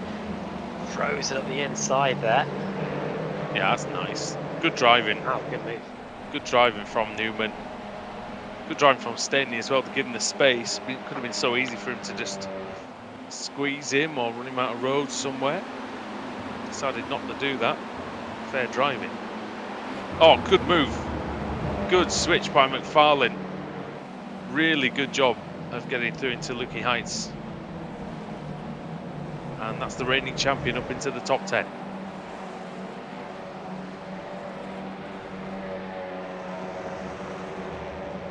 Who have we got moving swiftly through the field? Matthew Turnbull plus 21. Oscar Mangan plus 17. Craig Williams plus 17. Ash Sutton plus 25. 15s for Newman, Svidovic, Harrison and Sedgwick. 16 for McFarlane and Johnston. 15 for Mats Borger Anderson, up from 44th on the grid. Really stellar performances going on out on the track today, Adam. Another testament for this championship and another testament for this track. We've gone on about it all evening. I don't think there's going to be many drivers that are going to walk away from here and say they had 3 terrible races. I can't say it that way. I think every driver, at least in one race today, has had a good one. Harrison trying to take 2nd place away from Sedgwick here, going into the Honda hairpin. Oh, Sedgwick's wow. not going to give it up too easily, we know that. Is he going to go to Siberia? Oh, wow. As the track starts to become golden underneath the cars in certain shots as the sun sets here in Australia. The southern coast. Yeah, it is a beautiful spot for a motor race. 4 wheels or 2. There is the sun making the appearance, and yeah, that glow. It's like they're racing on solid gold. Now the Gold Coast, now that would be a track to have on iRacing, wouldn't it? It'd be there'll be some chicanes, won't there? Or curb hopping to the extreme, I think. The Paradise or whatever. It's the other one, isn't it? Big slipstream coming up for. Was that a missed shift? It sounded very chunky. Harrison was just waiting till the very last moment. Oh, but not alongside, and that's important for Cedric at least. They are catching Evdoka, but only by a couple of tenths a lap, due to the fact that they are battling hard. Well, it was 5 tenths on the previous lap, but Evdoka knows he's only got a couple of laps to go. He just needs to keep up a solid pace, and he's going to get to the end. He's going to win this race. And Michael Evdoka, he's won races before in this championship. Let's be honest, he knows what he's doing out there. But this will be a momentous one, I think. Cedric on the inside of Harrison.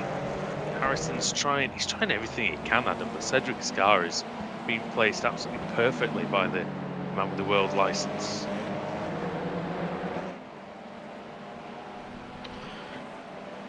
We've seen how good he is when it comes to defending. Jack Cedric. It's been inch perfect all evening. We saw that really pretty much right from the get-go at the start of race 1. And we saw that throughout the first race as well when he managed to take the win. Get clear, and the moment he was clear, he'd be chopping across his opponents, which you're perfectly entitled to do, I guess.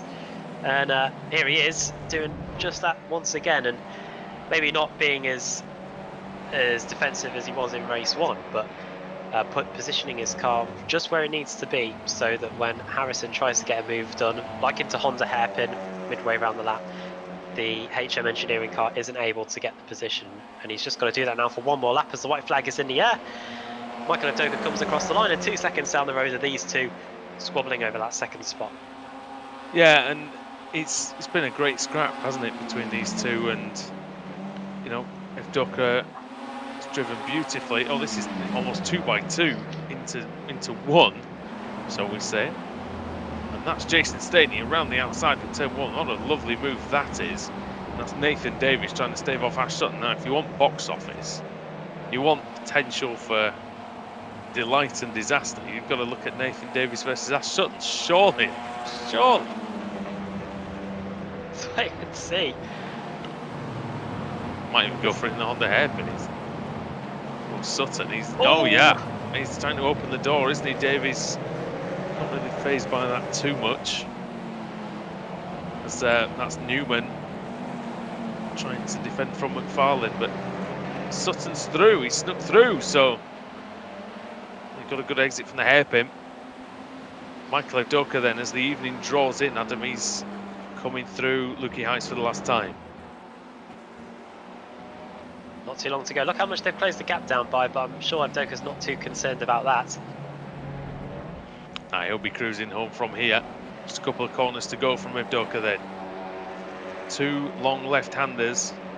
Negotiated the first one well. He's flashing the lights. He knows he's going to do it. He knows that victory's just around the corner.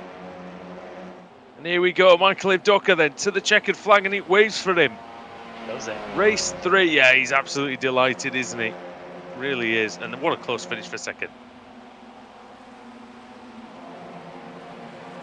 Close fight here for to the line. Turnbull versus Harris, and Williams involved as well.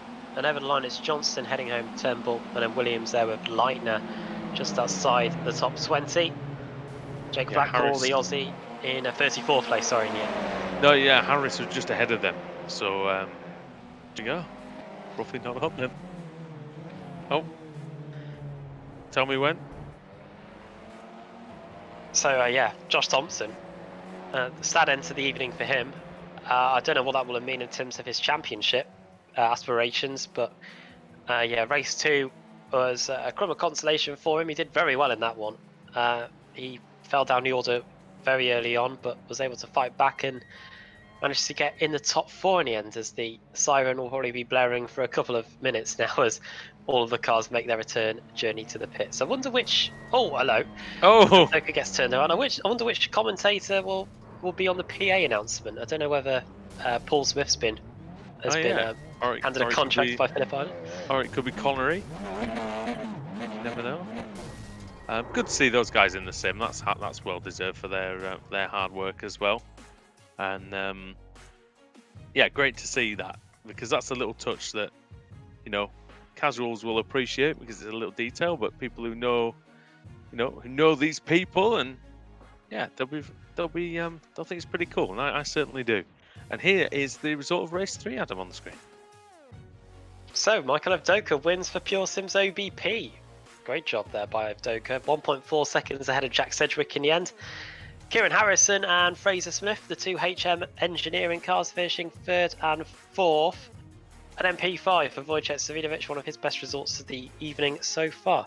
Or best result of the evening, I should say, because we are out of races. Jamie Rushworth and Pete Newman, Freeview UK will be delighted with that. They're 6th and 7th. Ross McFarlane, reigning champion, in 8th. Then Jason Sterney in 9th. And Ash Sutton completing the top 10. 11th for Nathan Davis. Then it's Lee Berridge, Kip Stevens. Then Dennis Neidhart in 14th. Mark Woodhouse for Team Mad in P15. 16th for David Baker. Then Damien Harris in 17th. Mark Johnston for Hesketh Racing in 18th. He was just ahead at the line of Matt Turnbull and Craig Williams. We saw how close those guys were as they streamed across the line. Craig Williams in 20th. Then it's Craig Williams in 20th. Then it's Norbert Liner 21st. Terry Ward. Then Marcel Fritsch. Ben Gregory. Then Alex Simpson. Jamie Wilson. Oscar Mangan there in 27th place. Then Mads Borger in 28th. 29th place finish for John Roberts, and then Adam Hadfield, who we saw around quite a few times at the Honda Hairpin, in 30th. Ross Balfour 31st, we saw him making his own version of the Southern Loop early on. Then Simon Trendle in 32nd. 33rd place for Preben Valor. Jake Blackhall, the Aussie, who had a good first 2 races, but then race 3 he got turned around early on and couldn't recover from there. Darius Neidhart in 35th and his teammate Marius Breyer in 36th. Then it's Rob Sutherland, Adam Hedgecock, Baron Glover, Scott Malcolm, Joachim Gorbranson, Paolo Bremer, the Italian, who I think we saw turned around into the tyre barrier in race 2. Things didn't get much better in race 3. There's Josh Thompson out very early on, and I think in the end he was only ahead of Adrian Canfield and Eric Mickey. All right, well done again. And well done to the drivers. Nearly everybody finished. Nearly everybody performed great tonight. And yeah, we always look forward to seeing the cars going at it in anger around Phillip Island. We don't have any drivers in the interview room at the moment. So have a look at the we can have a look at the calendar. Calendar. Yeah. Coming up for the rest of the season, because if anything from this race meeting's to go on, then we could be in for a very exciting continuation of the season, I think. So, well, next week we head to Belgium, and it's Zolder. Oh wow, okay. Which is always a great circuit because it's very narrow. The walls are pretty close. It's almost got a little bit of a street circuit feel in places. A lot of chicanes as well, a lot of heavy braking. It's going to test the braking capabilities of the drivers. And you've got to expect with so many heavy braking zones that someone like Ash Sutton's going to be strong there, don't you, really? Yeah, and I think we're going to go from a circuit where overtaking is pretty straightforward, pretty easy to come by, to a circuit where you've really got to plan your overtaking moves. I think some of them might be a couple of laps in the making, because it is very tough to get overtakes done there. The chicanes are very tight, plus the curbs are very high as well, so there isn't too much room for manoeuvre. And I think we will really see who is the best in this series at that track when we go to it next week. And then it's the Motorsport Circuit, Canadian Tire Motorsport Park. Now that one, I would say, if you were to compare that to a track, I'd probably compare it to here, actually. Yeah, I'd agree with you on that one. Not just in layout, but in sort of undulation and sort of danger. A few more long straights on Motorsport, which will help as well. Yeah, one in particular, one big long straight heading into that final sector, which has claimed a few victims in this series over the years. You think of the classic one, don't you? Kip Stevens and Wojciech Svinovic's title challenges came to Kip Stevens' title challenge came to an end there in 2016. round 7 should be good. Charlotte Yes, Charlotte it will. Roval. Yeah, now that is most likely the earlier configuration. We're going to have to probably get a confirmation close to the time exactly which layout it's going to be, but because there are a couple now. Do they have the old horrific bus stop chicane on the sim still? I think they do, and I think we should have it. Well, because we, why not? Why not have a bit of? It'll look like Wreckfest out there, I think. But it'll be worth it. It'll be worth it for the memes, I think. Laguna Seca will be great next. I love this track. It's a terrific circuit in Northern California. Very hot, very humid, very tricky. Major undulation here. Corkscrew, one of the most difficult corners probably out there in terms of, especially if you're battling someone in there, Adam, side by side. We've seen, great moves there over the years and some disasters too. I love that circuit. I forget how good it is, but whenever I end up watching a race there or having a go at it on various different sims, it is brilliant. After that, round 9, Barcelona. It looks like from the track map on the Apex Racing League website, we're not using the Grand Prix chicane at the very end of the lap, which should make if Sam things pretty Fitzpatrick's got interesting. anything to do with it, then we won't be, no. And he No. probably does. So Well, we saw how good it was with Rossi v Lorenzo when there was no chicane there. Oh, of course, that was on the bikes, but that could make things pretty interesting going into the final corner. I will make it clear. I think I love this layout, and I think for slower cars, i.e. these, and not like Formula One machines, I think those last two corners are great because you can just sit in behind and wait for the big long straight. You can make your move down there, and also some terrific corners like Campsa and from turn 3 as well, which is going to be a big test in these cars. It's going to be great. And then round 10, we head east. We head to the Far East specifically, and the Twin Ring Motegi circuit in Japan. Track we haven't been to in a while. And we do have night races there, haven't we? Yeah, we have. Yeah, raced on the oval as well. We do have two drivers. Very quickly, I was just going to say we might as well finish it before we speak to them. So after Motegi is Monza, Cathedral of Speed, heavy braking. Turn 1's going to be interesting. A lot of long straights. Round 12, Donington National. I know you'll be very interested in that one. Amazing circuit again, quite similar to Phillip Island in many ways too. And round 13, the season finishes. And this is a great curveball, isn't it? It finishes at Sebring in Florida. And that is a great circuit, and that's one that we always love to see here on the service. Now, we've got Fraser Smith and Kieran Harrison to come and speak to us. So I think we'll grab Fraser first, as he was the one who hasn't really had a lot of the spotlight today, but he did get 4th place in the final race. Fraser, can you hear us, mate? I can indeed. How are you doing? I'm doing good, thank you. Yeah, enjoying that meeting and enjoying some of the racing here. Good final race, mate. I know you started near the back in race 1, and it was a hard fight back then in those 2 rounds for you. Yeah, I've been in the wars a bit the last couple of weeks. Partly, sometimes I thought I'd left a bit more space for people and I hadn't. And just once you've been basically excluded from qualifying and you have to start from the back, it's difficult to get back. So I had to basically start from the back today, but there's like 8 or 9 other people who also had to do it, and because I had joined last into the session, started last, and then had to start from the pits, and never mind. I mean, obviously that puts you back quite a way, but in the final round, the reverse grid was pretty kind to you. You started in 10th place. Can you take us through what happened in the final race?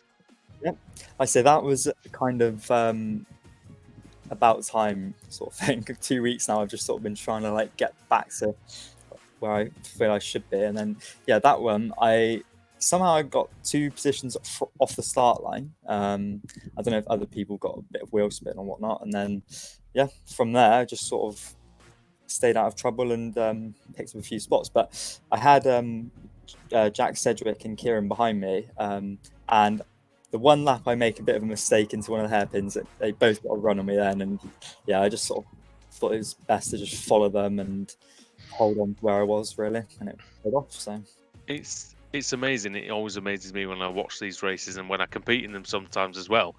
Just how little an opportunity people need to get through. I mean, this is how attuned to this car pretty much everybody in this league who's raced it before, at least, is. They can get through the tiniest gap, the smallest chance, and they're right there. And I guess that's what happened to you today. But fourth place is a great result to take to Zolder next week. And I mean, what are your thoughts about that track? It's quite a bit different to Phillip Island, isn't it? it is. I was just speaking with Kieran about it a moment ago, and both of us haven't really. Well, I don't think he's ever driven there. I've done a few laps. I think when I first started iRacing, I did a few laps there, so I wouldn't really say I'm that experienced with it. I did I think I did one league race there, but yeah, I'm gonna have to do a lot of practice there to be where I want to be. But it should be a good track, I think, if everyone can just keep it in one piece. Yeah, good fun circuit though, and I'm sure you're gonna have some fun there. Before we let you go, mate, if you give a shout out to your team, your sponsors, your friends, whoever you want to say hi to, really. So, firstly, all my teammates from Full Stem Racing. A lot of them aren't racing this, so joined up with Kieran and Norbert from HM Engineering. They've been great. We've obviously helped each other out, trying to get good setup together, and yeah, they've been great. And just everyone who's puts it on, appreciate all the work. Well done. Congratulations on that fourth place, and yeah, hopefully there'll be more to come next time. I hope so. Cheers, mate. See you later, guys. And Adam Bath has found Kieran Harrison. Kieran, welcome to the commentary box. Hello. Well, it was a pretty entertaining evening from us up here, and I think the same could be said for you as well. The HM Engineering car was flying today. Yeah, for sure. It's overall a good evening, I think. Sedgwick might have outdone me for points tonight, but still, I'd take a double podium. And even the second race, I had a bit of an off track halfway through the race, with some contact, but it's still a decent position, and it just helped my grid position for race 3 anyway. So, yeah, a really good night for me. What is it about this Phillip Island circuit? Because we've seen so many drivers gain tons of places across the 3 races today. What are the characteristics about this track that make it so easy to get some overtakes done around here? I think it's primarily there seems to be it's always left right left right left right. So if you're on the outside for one corner, you'll be on the inside for the next, which makes outside overtakes a little bit more viable. It certainly helped me coming through the field in race 3, particularly on the outside to the hairpin, turn 4, I believe, or turn 5. Then getting the inside for the following corner, it helps greatly. Also, it's sort of a sea of green on the outside of the track, so it's very easy to make a mistake and get your references mixed up, which helps I guess it helps force people into errors when you're pressuring them from behind. And race 1 as well, there was a chance where you almost could have got the win. It was very close between you, Jack Sedgwick, and Ross McFarlane, all going for the win in the closing stages. That race started out a bit frustrating for me. I made 3 or 4 mistakes early on. I think I was back in P7 briefly, but I eventually got it together and managed to come back through. And on the last lap, I think it was 3 wide into the hairpin that I mentioned earlier. I thought I was going to be killed there for sure, but amazingly we all managed to get through and hold on with a clean finish. Next week, then we head to Most. No, we don't head to Most, but we head to Zolder in Belgium. We were saying before we had the interviews that we've gone from one of the tracks that creates the most overtaking to one that's probably going to be one of the most tough to get overtakes done. Would you agree on that? Well, I hate to say it again, as I said the same thing last week. It's another track I've never driven before. I've only just bought it on iRacing, so I can't really comment. But I'm looking forward to learning it. Hopefully, the overtake better than you suggest. But we'll have to wait and see. Great. Well, before we let you go, Kieran, is there anyone you want to give a shout out to? Yeah, I'd like to say thanks to everybody at Apex Racing and you guys, the commentary team, and also my team, HM Engineering, and both of my teammates for this series, Fraser and Norbert. Great. Well, well done today for you and the HM Engineering guys, and yeah, we'll hopefully get to see you back at the front again, scrapping it out for the lead next week. Yeah, I hope so. Thank you very much. All right, well, fantastic meeting, Adam, and you know, like I say, it's good to see this track coming in at a different point in the season and really delivering. Really enjoyed that race meeting. Yeah, race 1, race 2, and race 3, all of them had drama. And well, it's sometimes we like to see the guys at the back of the field have their work cut out, but today they were really showing why they are some of the best in the business here in the ARLTC, pulling off all sorts of moves to get towards the front. And those overtakes could prove pivotal in terms of deciding the destiny of the championship. So we could look back at this and say it's a really important race meeting. Yeah, an old school championship setup where points mean prizes. It definitely is going to go right to the wire. Well, we've still got, how many meetings have we got left? Well, we got 9 meetings left. That's 27 races, and they're all going to be here live on the iRacing Esports Network. So big thank you to everybody who's watched tonight, either on the iRacing Esports Network or on the Apex Racing TV channel as well. And we'll see you back here in 1 week's time from Circuit Zolder in Belgium, from Andrew Woodhouse from Adam Bath, and thanks to Sam Kumo once again for the great camera work. It's good night from us from Phillip Island. See you next time.